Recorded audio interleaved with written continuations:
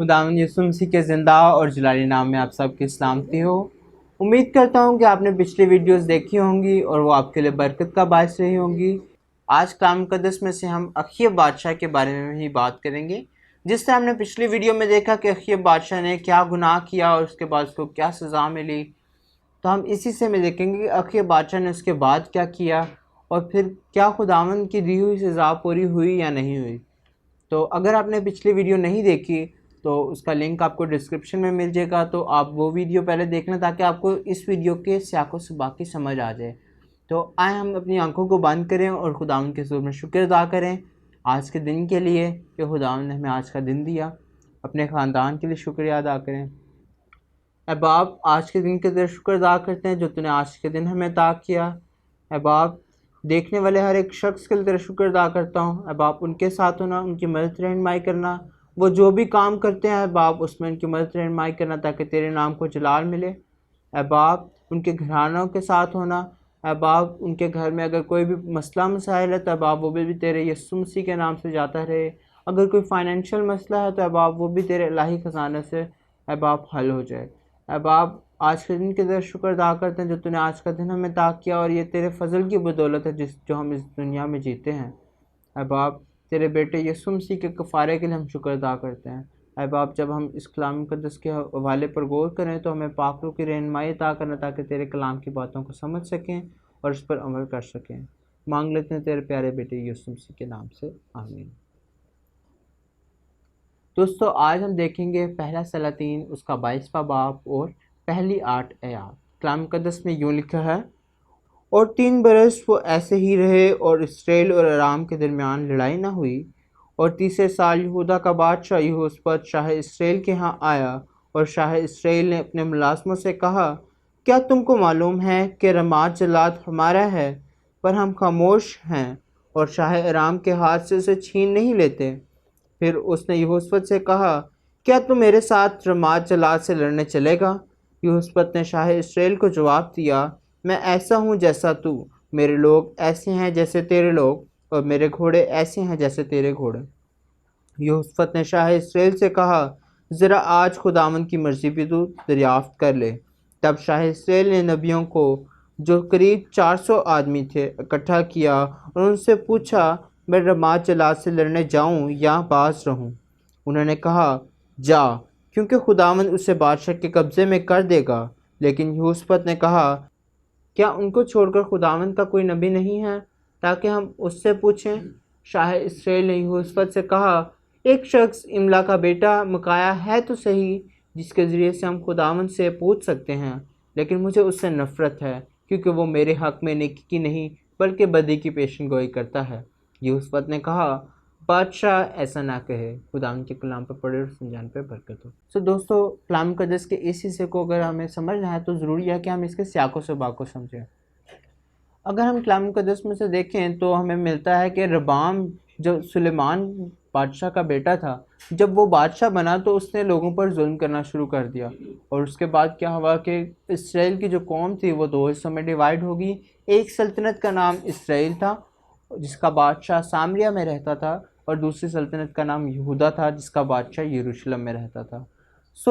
हम अखय्यब के बारे में देखते हैं कि अखय्यब जो था वो इसराइल का बादशाह था और वो सामरिया में रहता था।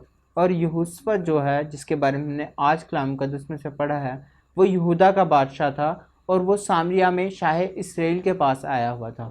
और फिर क्या हुआ कि जब हम इसकी पहली आयत को पढ़ते हैं तो वहाँ पर लिखा कि 3 बरस हो गए और इसराइल और अराम के दरमियान में जंग ना हुई।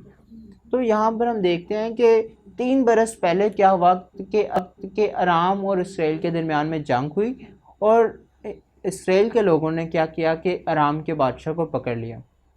और अराम के बादशाह को सिर्फ इसी शर्त पर छोड़ा गया कि वो जो उन्होंने इलाके जिन पर कब्ज़ा किया हुआ है वो वापस कर देगा। और फिर हम दूसरी आयत से आगे देखते हैं कि बादशाह यही कहते हैं कि रमात जलाजा वो हमारा है और वो बादशाह ने हमें वापस करना था और अभी तक हमें वापस नहीं किया। और इस पर बादशाह कहता है कि अगर मैं वहाँ पर लड़ाई करूँ, वहाँ पर जंग लड़ने के लिए जाऊँ, तो क्या यहोशपत तो मेरे साथ चलेगा? शाह यहूदा से सवाल करता है। और उसके बाद शाह यहूदा कहता है कि ہاں بادشاہ، جیسا تو ہے ویسا ہی میں، اور جیسے میرے گھوڑے ہیں وہ تیرے گھوڑے ہیں، میری فوج جو ہے وہ تیری فوج ہے، سو اگر تو جائے گا تو میں تیرے ساتھ جاؤں گا، پر جانے سے پہلے ضروری ہے کہ ہم خداوند کی مرضی کو جان لیں۔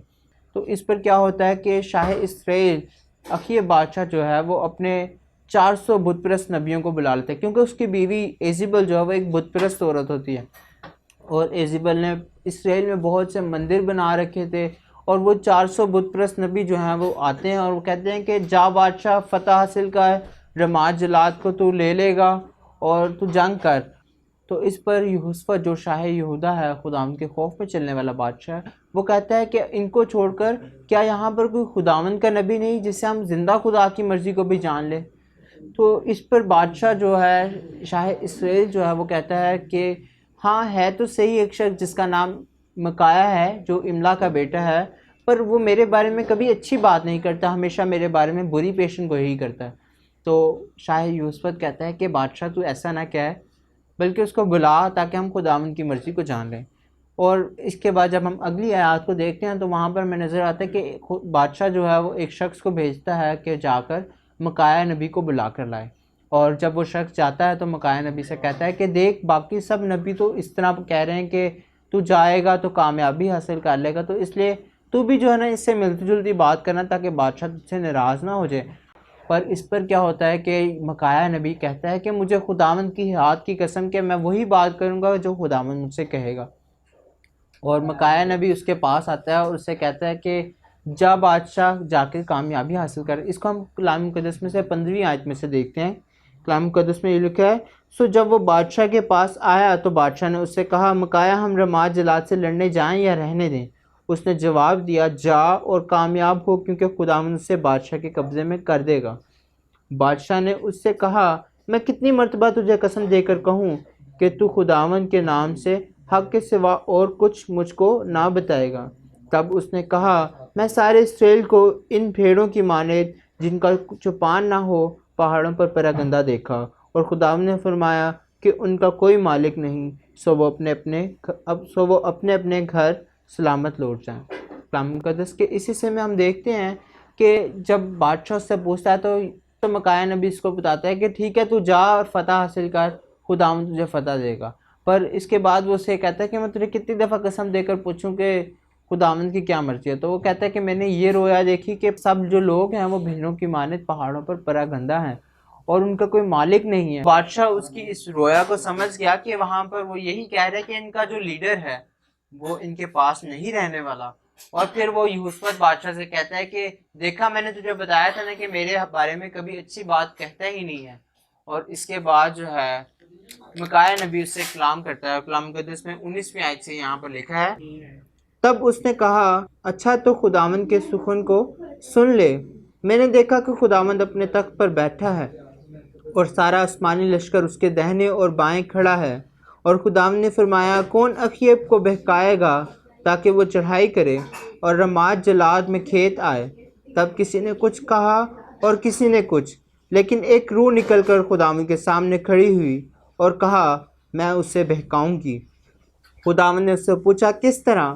اس نے کہا، میں جا کر اس کے سب نبیوں کے منہ میں جھوٹ بولنے والی روح بن جاؤں گی۔ اس نے کہا، تو اسے بہکا دے گی اور غالب بھی ہوگی، روانہ ہو جا اور ایسا ہی کر۔ سو دیکھ خداوند نے تیرے ان سب نبیوں کے منہ میں جھوٹ بولنے والی روح ڈالی ہے، اور خداوند نے تیرے حق میں بدی کا حکم دیا ہے۔ تو یہاں پر ہم دیکھتے ہیں کہ یہ سب کچھ جو تھا خداوند کی طرف سے تھا۔ اگر ہم حزقیل کی کتاب اس کا 14 باب اس کی 4 آیت کو دیکھیں تو وہاں پر بھی ہمیں یہی بات نظر آتی ہے۔ وہاں پر لکھا ہے کہ اگر تم بتوں کو پوجو گے اور پھر نبی کے پاس آؤ گے تو خداوند تمہیں تمہارے بتوں کے مطابق ہی جواب دے گا۔ تو ہم یہاں پر دیکھتے ہیں کہ اخیب بادشاہ جو ہے وہ بت پرستی کرنے والا بادشاہ ہے، اور اسی لیے اس کو اس کے بتوں کے مطابق ہی جواب ملا۔ خداوند نے اس کو ہلاک کرنے کا منصوبہ بنا لیا تھا۔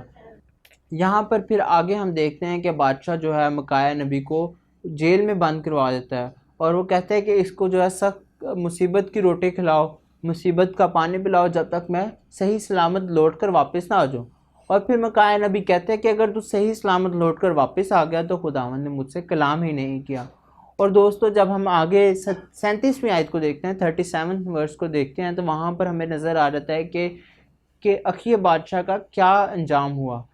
کلام مقدس میں کچھ یوں لکھا ہے کہ سو بادشاہ مر گیا اور وہ سامریہ میں پہنچایا گیا، اور انہوں نے بادشاہ کو سامریہ میں دفن کیا اور اس رات کو سامریہ کے تالاب میں دھویا۔ کسپیاں یہی غسل کرتی تھی اور خداوند کے کلام کے مطابق جو اس نے فرمایا تھا، کتوں نے اس کا خون چاٹا۔ تو ویورز، آج کے پیسج سے ہم دیکھتے ہیں کہ اخیا بادشاہ نے خداوند کی مرضی کو جانا تو صحیح، پر اس نے اس کو ترجیح نہیں دی، اس نے اپنی ہی مرضی کی۔ بہت دفعہ ہم بھی اپنی زندگی میں خداوند کی مرضی کو جاننا چاہتے ہیں اور شاید جان بھی لیتے ہیں، مگر ہم وہی کرتے ہیں جو ہمارا دل چاہ رہا ہوتا ہے۔ تو اس لیے ضروری ہے کہ ہم خداوند کی مرضی کو ترجیح دیں، خداوند کو ترجیح دیں۔ آج آپ کے اور میرے لیے یہی چیلنج ہے کہ ہم خداوند کی مرضی کو جب جانیں تو اس کو ترجیح دیں اور اپنی زندگی میں اسی پر عمل کریں۔ ہم دیکھتے ہیں کہ اخیا بادشاہ کے دو بڑے گناہ تھے۔ ایک تو اس نے ناانصافی کر کے اس غریب شخص پر ظلم کیا، اور دوسرا اس نے خداوند کی مرضی کو حقیر جانا۔ اس نے اپنے بت پرست نبیوں کی بات کو زیادہ ترجیح دی۔ آج ہمارے لیے یہی چیلنج ہے کہ ہم خداوند کی بات کو ترجیح دینا سیکھیں۔ امید کرتا ہوں کہ یہ ویڈیو آپ کے لیے برکت کا باعث رہی ہوگی۔ ملیں گے اگلی ویڈیو میں۔ شکریہ۔